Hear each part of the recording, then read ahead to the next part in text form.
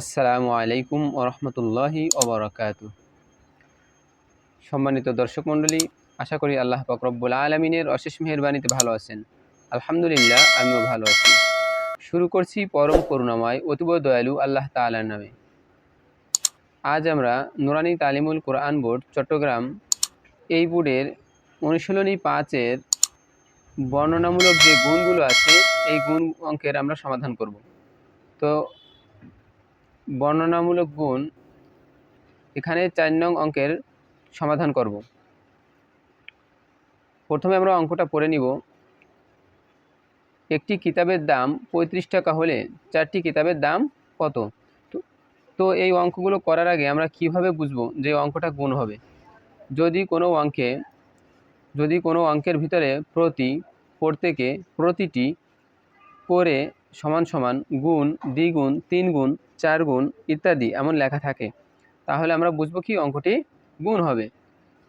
আর একটা সূত্র মনে রাখবেন যে একটির অথবা একদিনের অথবা 1 ঘন্টার অথবা একজনের মান যদি জানা থাকে, আবারও বলছি, একটির অথবা একদিনের অথবা 1 ঘন্টার অথবা একজনের মান যদি জানা থাকে, অনেকগুলোর মান বের করতে গুণ করতে হয়। এই অঙ্কটা যদি আমরা পড়ি, দেখেন এখানে আছে যে একটি কিতাবের দাম 35 টাকা। একটি কিতাবের দাম কত? 35 টাকা হলে 4টি কিতাবের দাম কত? তো আমাদের এখানে একটি কিতাবের দাম দেওয়া আছে, 4টি কিতাবের দাম কিন্তু জানতে চাইতেছে। তো দেখছেন এই সূত্রের সাথে কিন্তু মিলে গেছে। আমরা যে সূত্রটা বলেছি যে একটির অথবা একদিনের অথবা 1 ঘন্টার অথবা একজনের মান জানা থাকলে অনেকগুলোর মান বের করতে গুণ করতে হয়। এখানেও তদ্রূপ হুবাহু ওরকম এসেছে যে একটি কিতাবের দাম দেওয়া আছে, আমাদের 4টি কিতাবের দাম বের করতে বলছে। তো চলুন এই অঙ্কের সমাধান করি। তাহলে একটি কিতাবের দাম 35 টাকা, তাহলে আমরা প্রথমে লিখব যে একটি কিতাবের দাম কত টাকা? 35 টাকা।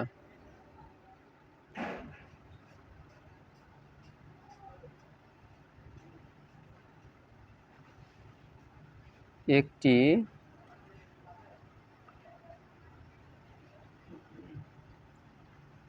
কিতাবের দাম কত টাকা?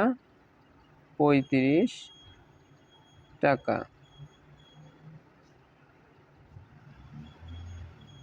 35 টাকা।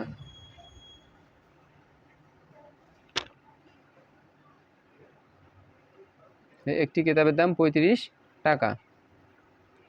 অতএব কয়টি কিতাবের দাম? 4টি কিতাবের দাম কত? তো 4টি কিতাবের দাম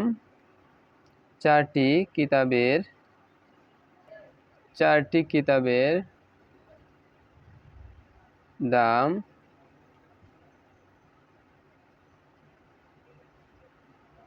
35 গুণ 4, এটা আমরা ব্র্যাকেট দিয়ে ঢেকে দিব, টাকা। এখন আমরা যদি গুণ করি, 4 দিয়ে যদি 35কে গুণ করি, তাহলে উত্তর হয় 4 35-এ 140 টাকা।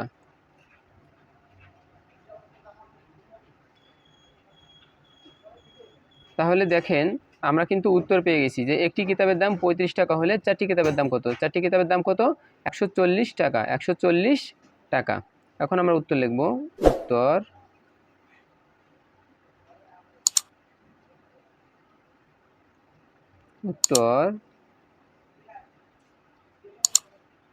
140 টাকা।